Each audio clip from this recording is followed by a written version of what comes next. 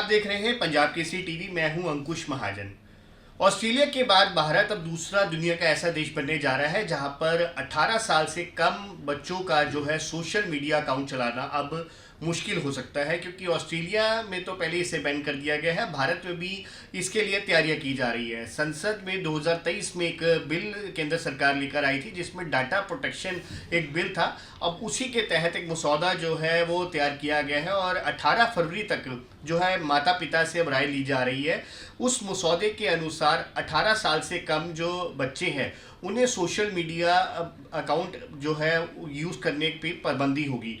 ये कैसे पूरा काम करेगा और कैसे इस पर पाबंदी लगाई जा सकती है, इसी बारे में बात करते हैं। हमारे साथ एक साइबर एक्सपर्ट है नवनीत शर्मा, जो कि एक आईटी कंपनी सीबिट्स चलाते हैं। बात कर लेते हैं। नवनीत जी, सबसे पहले पंजाब की सिटी पर स्वागत है आपका। नमस्कार जी, थैंक यू सो मच जी। नवनीत जी, ये जो डाटा प्रोटेक्शन एक बिल लेकर आई थी केंद्र सरकार 2023 में, उसी का एक पार्ट दिया गया है कि जो बच्चों के ऊपर सोशल मीडिया यूज करने पर पाबंदी लगाई जा रही है। ये कैसे काम करेगा और इसके लिए क्या तैयारियां की जा रही है? माँ बाप से क्या इसके बारे में जो राय ली जा रही है उसके बारे में हम आपसे तफसील से बात करनी चाहिए।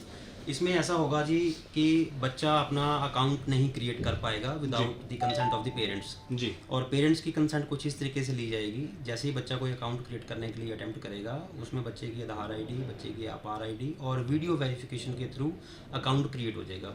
बट अकाउंट को एक्टिवेट करने के लिए पेरेंट्स का अकाउंट भी लिंक करना पड़ेगा और पेरेंट्स की आधार आईडी भी उसके साथ सिंक होगी, जिससे कि ये गवर्निंग बॉडीज ये आइडेंटिफाई कर पाएंगे कि ये बच्चा कौन है, कहाँ से है और सोशल मीडिया पे क्या एक्टिविटी कर रहा है। मोर ओवर पेरेंट्स को भी फुल एक्सेस होगा कि उनके बच्चों ने कौन से सोशल मीडिया या कौन से डिजिटल प्लेटफॉर्म्स पे जाके क्या एक्टिविटी करी है, क्या चैट्स करी हैं और क्या क्या जाके उन्होंने इंटरनेट पे एक्सप्लोर किया है। जी। तो इसके लिए कैसे वो किया जाएगा? जैसे अभी काफ़ी सारे जो अकाउंट्स हैं, क्या उन सभी अकाउंट्स को रिव्यू किया जाएगा?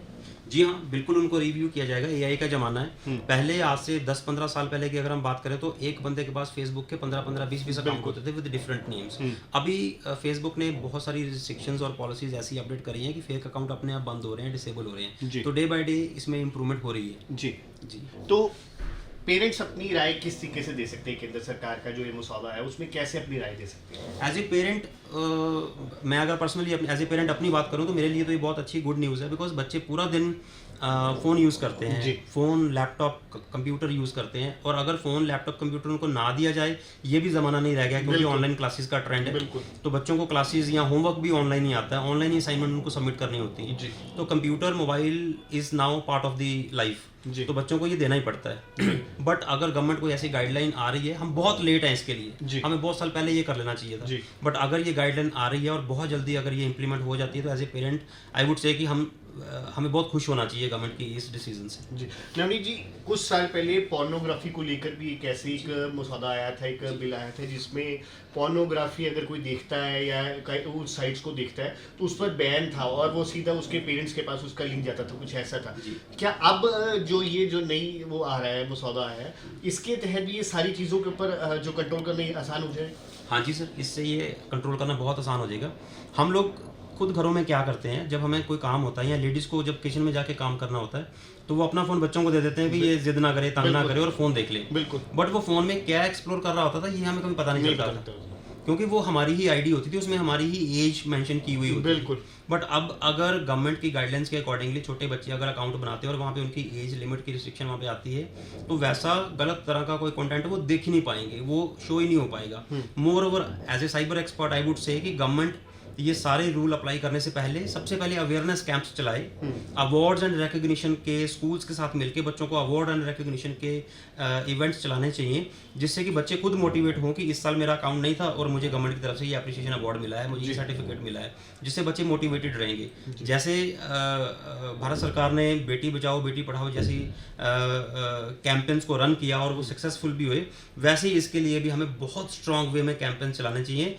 प्लस जितने भी डिजिटल प्लेटफॉर्म्स हैं, जितने भी सोशल मीडिया कंपनीज हैं, इनके ऊपर साइबर लॉ इतना ज़्यादा स्ट्रिक्ट होना चाहिए कि किसी भी बच्चे का अकाउंट जो है बिलो 18 पेरेंट्स के कंसेंट के बिना बन ही ना पाए। जी, तो उस पर कैसे चेक होगा? क्या जैसे आपने पहले बताया कि आधार आईडी और अपार आईडी जो है उसके साथ लिंक होगा और उसके ऊपर ही पेरेंट्स की कंसेंट ली जाएगी। जी। बीइंग अ पेरेंट, अगर मेरे को अगर नहीं है कि मैं अपने बच्चे के लिए कंसेंट नहीं देना चाहता, तो क्या वो उसको एक्सेस नहीं कर पाएगा? नहीं, फिर बच्चे का अकाउंट क्रिएट तो हो जाएगा बट एक्टिव नहीं होगा। ऐसे उसमें प्रोविजंस होते हैं। आजकल इंटरनेट का ज़माना है, हम कई सारी वेबसाइट्स ऐसी यूज़ करते हैं कि अगर आप अपनी कंसेंट नहीं देते हो तो वो अकाउंट क्रिएट तो हो जाता है बट वो एक्टिव नहीं होता। तो इसमें भी सोशल मीडिया अकाउंट्स में भी ऐसे ही होगा कि अगर बच्चे ने अकाउंट क्रिएट कर लिया है और पेरेंट्स कंसेंट नहीं दे रहे हैं तो वो इंटरनेट पे जाके सोशल मीडिया पे कोई भी एक्टिविटी नहीं कर पाएगा, अपने प्रोफाइल्स को पब्लिक नहीं कर पाएगा। पर जिस तरीके से अगर एक्स की बात करें, वो भी सोशल मीडिया के उसमें आता है, लेकिन काफ़ी सारी चीज़ें जो आजकल ऑनलाइन पढ़ाई के ज़माने में उससे काफ़ी इंफॉर्मेटिव चीज़ें मिलती है जी। उसके ऊपर भी क्या हम चेक कर सकते हैं कि जो हमारे को इंफॉर्मेटिव वाला चाहिए सिर्फ वही हम एक्सेस कर पाए, बाकी कोई चीज़ एक्सेस ना हो? जी, मैं आपको यूट्यूब के एक फीचर के बारे में बताता हूँ। जब भी हम कोई कंटेंट अपलोड करते हैं एज ए क्रिएटर तो वहाँ पे एक ऑप्शन होता है, this content is not for kids.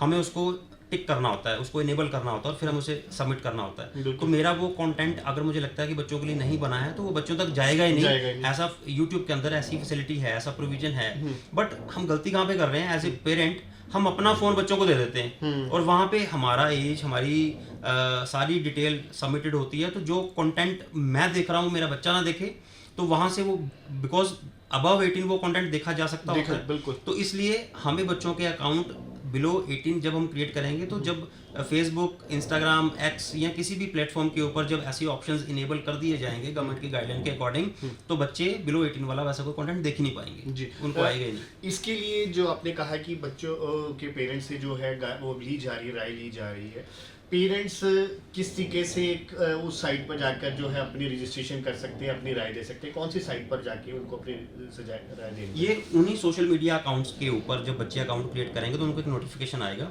उस नोटिफिकेशन के बेसिस पे आगे स्टेप्स ओपन हो जाएंगे कि आप अपने बच्चे के अकाउंट को कंसेंट देना चाहते हो या नहीं देना चाहते हो। इसके लिए कोई, मुझे लगता है एज ए साइबर एक्सपर्ट, कोई हमें अलग से पोर्टल बनाने की जरूरत नहीं है। Because portal to portal information भी फिर ट्रांसफर होएगी, ट्रैवल होएगी, एक्सचेंज होएगी। तो इट्स बेटर कि जिस प्लेटफॉर्म पे जाके आपने अकाउंट बनाना है वही प्लेटफॉर्म ऐसे फीचर्स इनेबल कर दे जिससे बच्चे का और पेरेंट का अकाउंट सिंक भी हो जाए और वहाँ पे परमिशन भी ग्रांट हो जाए। पर नवनीत जी, इसमें कितना वो हम कंट्रोल कर पाएंगे कि फॉर एग्जांपल मैंने अपना अकाउंट बनाया, मैं माइनर हूँ और मैं अपनी एज गलत डालकर उसमें फेक अकाउंट बनाकर उसमें कर रहा हूँ और बीगा अपने आप को एक पेरेंट दिखा रहा हूँ, शो कर रहा हूँ और मैं उस पर अपनी कॉन्सेंट दे रहा हूँ, उस पर हम कैसे चेक कर पाएंगे? क्योंकि वो भी तो एक किसी पेरेंट ने अगर उसको एक्सेस दे दिया है तो उसके बाद हम कैसे कंट्रोल करते हैं? देखिए, सबसे पहले जब आधार और अपार आईडी या बर्थ सर्टिफिकेट जैसी चीज़ें वहाँ पे जब अपलोड हो जाएंगी तो वहाँ से हमारी एज ट्रैक हो जाएगी।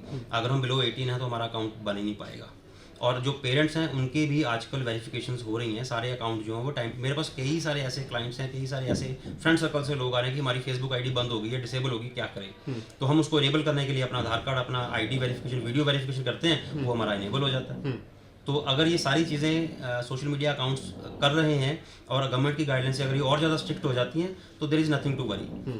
अच्छा, एक डाटा प्रोटेक्शन का भी जो बिल आया था जी। उस बिल में क्या था कि हमारा कोई डाटा कोई और ले नहीं सकता पर्सनल तौर पर, हाँ। लेकिन कई बार ऐसे कंपनीज होती है जो हमारी खास तौर पर टेलीकॉम कंपनीज हो गई या कोई फ्रॉडुलेंट कंपनीज हो गई, उनके पास हमारा डाटा चला जाता है। हाँ जी। उसको कंट्रोल करने के लिए क्या हमारे पास प्रावधान है? उसको कंट्रोल करने के लिए देखिए ऐसा है कि साइबर लॉ हमें बहुत ज़्यादा स्ट्रिक्ट करने की ज़रूरत है। हमारा cyber law as comparison to other countries मुझे लगता है पर्सनली कि बहुत वीक है अभी भी।